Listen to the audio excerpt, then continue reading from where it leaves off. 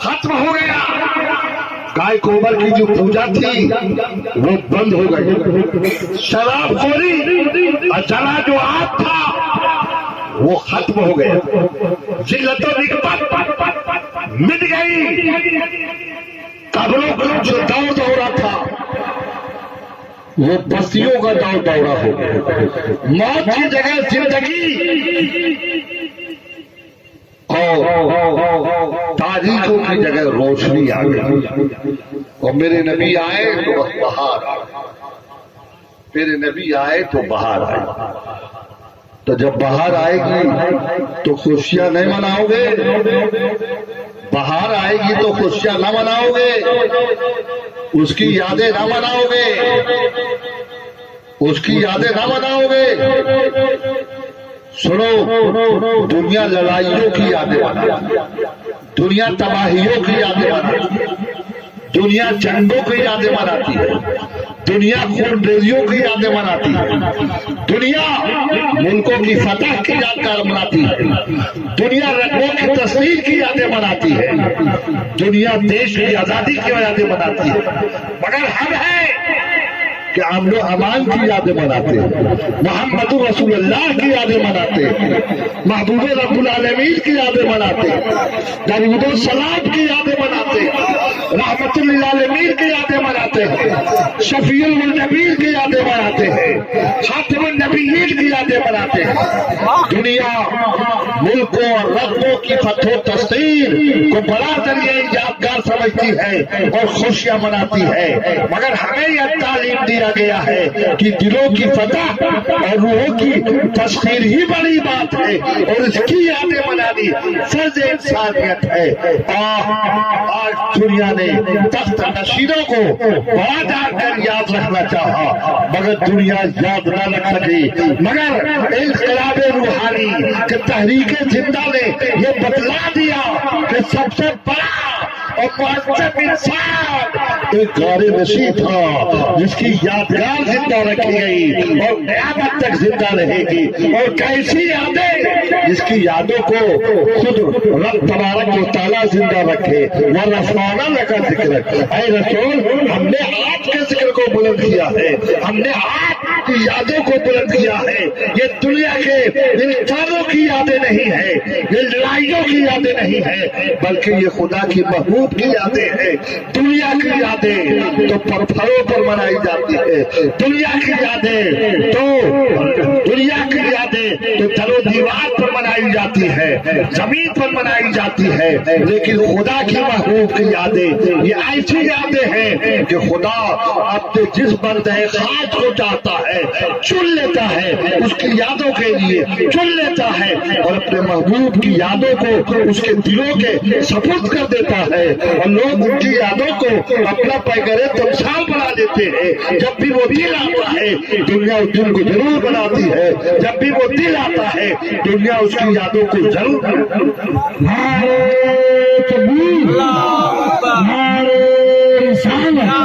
سرکار کی آمد، دلدار کی آمد، مختار کی آمد، مکی کی آمد، مدنی کی آمد، افسر کی آمد، کوثر کی آمد، سرکار رضوان خدا قادری.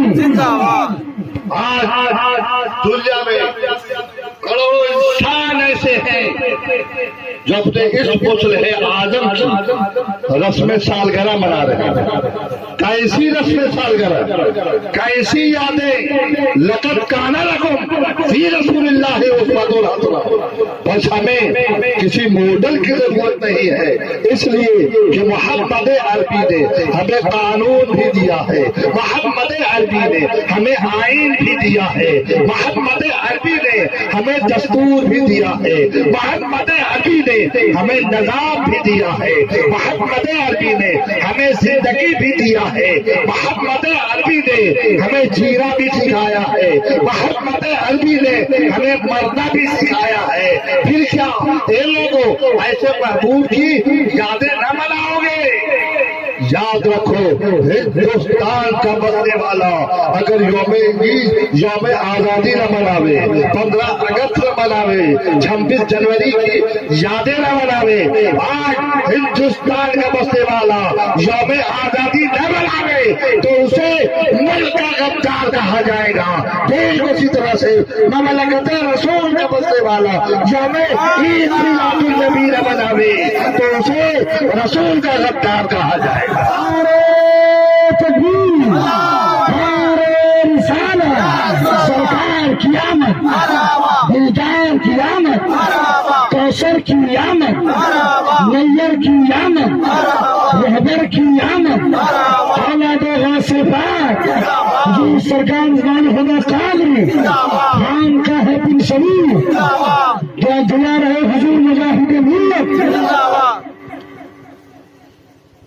ہندوستان کا بسنے والا یوم آزادی نہ مناوے تو اسے ملک کا غدار کہا جائے گا. ٹھیک اسی طرح سے مملکت رسول کا بسنے والا یوم عید میلاد النبی نہ مناوے تو اسے رسول کا غدار کہا جائے گا. الحمدللہ ہم رسول کے غدار نہیں ہے، ہم رسول کے وفادار ہیں. اس لیے اپنے رسول کی یادیں مناتے ہیں، جشن مناتے ہیں، ان کی خوبیاں کیا.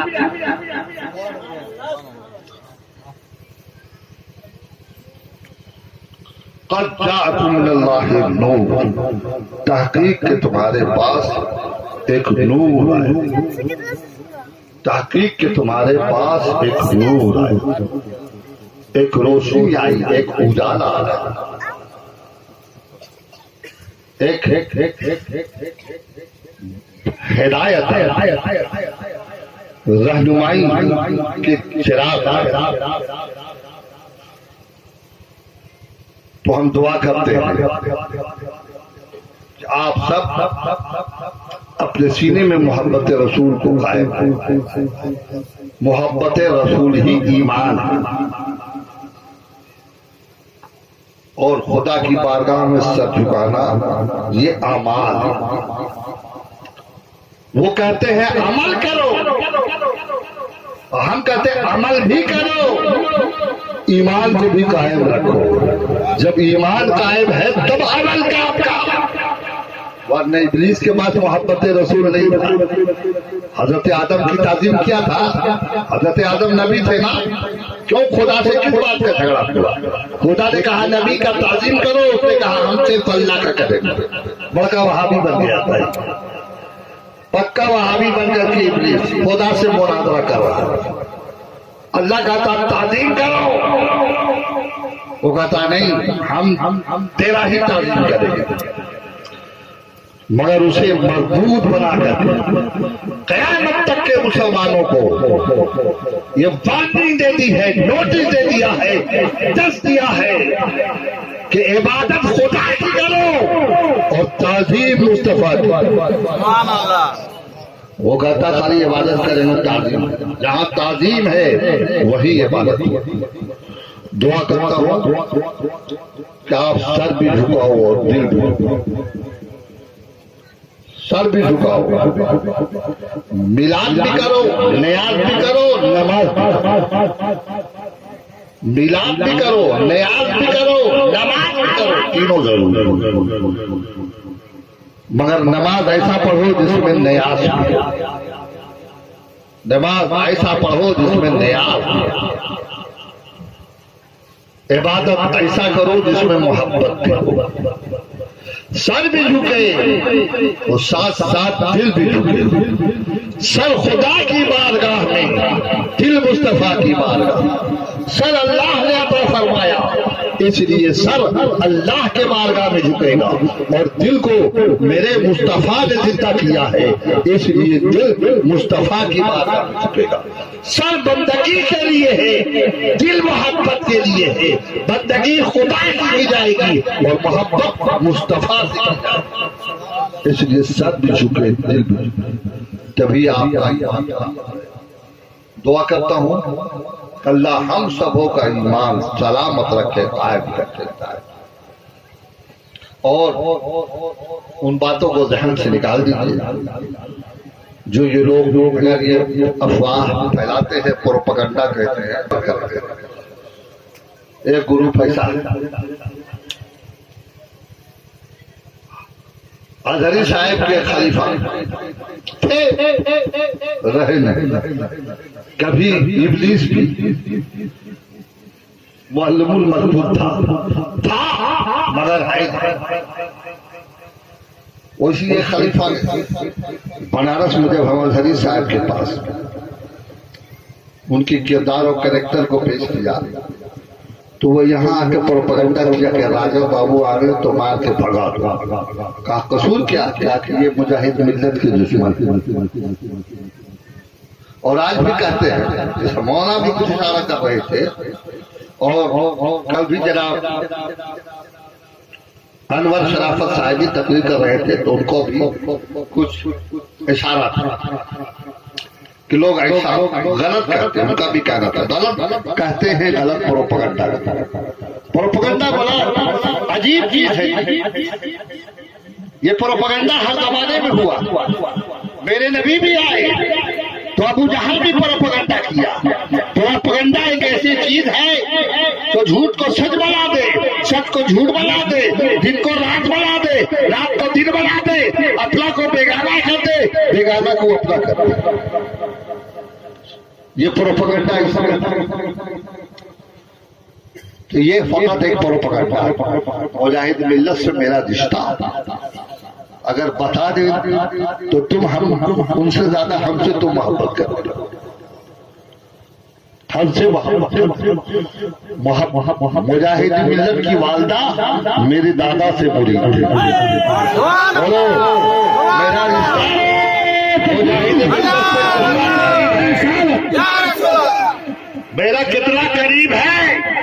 مجاہد ملت کی والدہ ان کی اماں جان میری دادا سے مرید تھے، اور جب دادا دھام نگر جاتے تو پہلی دعوت ان کی اماں ہی کیا کرتے۔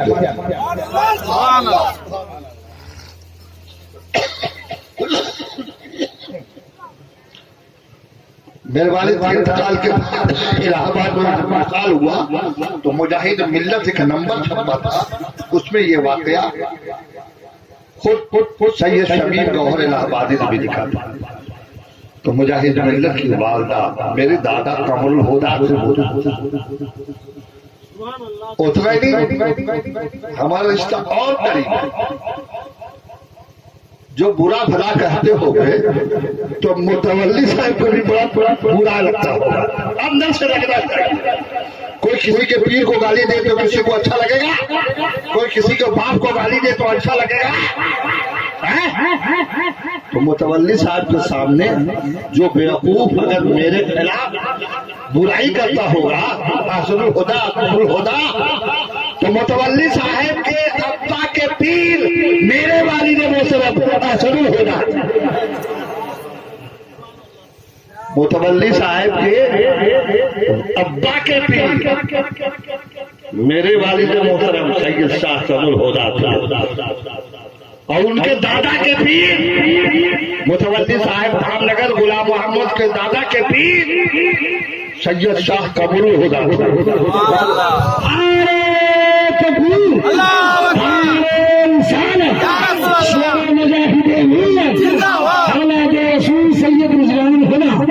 آج بھی جاؤ، آج بھی دھام نگر میں پن شریفی کا چرچا ہے۔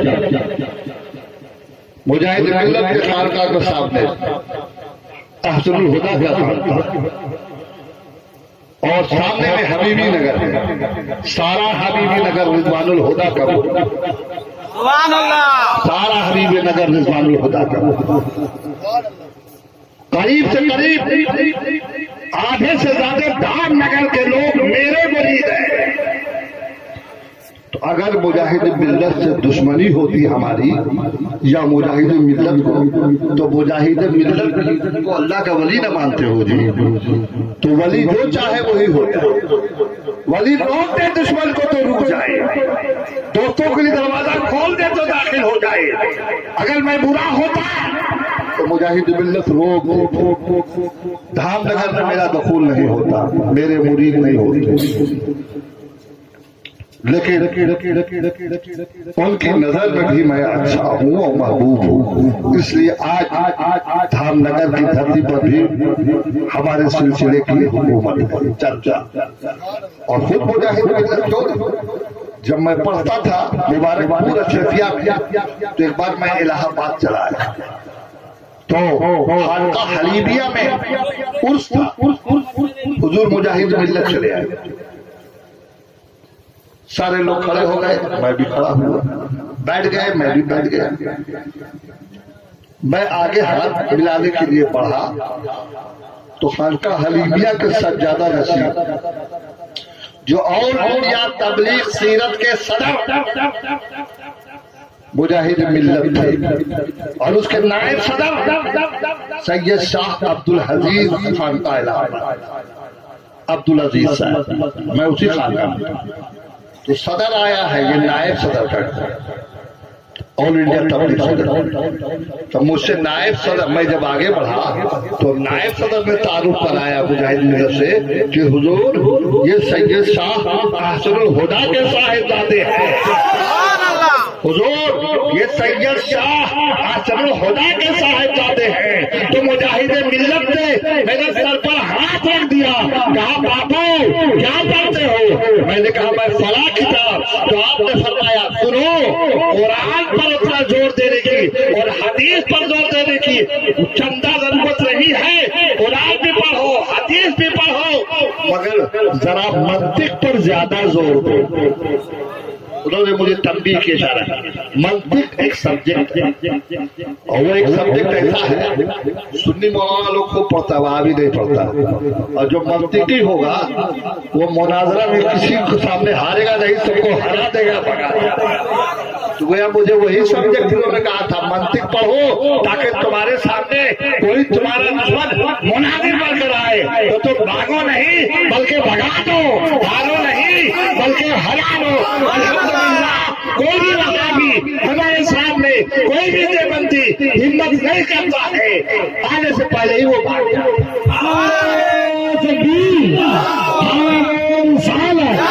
شور مجاہد ملت، شور بدر حسن الہدیٰ، خانقاہ بن شریف، حضور سرکار اسلام الہدیٰ۔ اس لیے مجاہد ملت کا خاص فیض ہے اور کرم ہے، اور خانقاہ بن شریف کو